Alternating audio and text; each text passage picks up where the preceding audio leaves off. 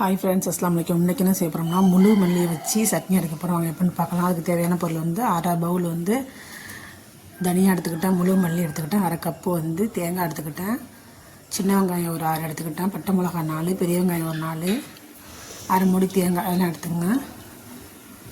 நெல்லிக்காய் சைஸ் வந்து புளி எடுத்துங்க. கடாயில் எண்ணெயை ஊற்றிட்டு இந்த முழு மல்லி சொன்னால் இதை போட்டு நல்லா வருங்க. அந்த காய் கொஞ்சம் மாறினதுக்கப்புறம் பட்டை மிளகா போடுங்க. முழு பூண்டு உரிச்சு வச்சுருக்கோம்ல அதையும் போடுவாங்க.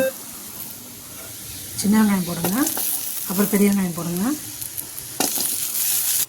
நெல்லிக்காய் சைஸ் புளியும் போடுங்க, தேங்காயும் போடுங்க. போட்டு நல்லா வதக்குங்க.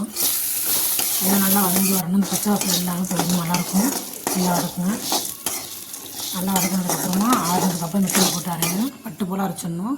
அரைச்சிட்டு தாளிப்புக்கு வந்து கடுகு, பட்டு மிளகா, கருவேப்பிலை போட்டு தாளிச்சு ஊற்றுங்க. சூப்பராக இருக்குது. ட்ரை பண்ணி பாருங்கள்.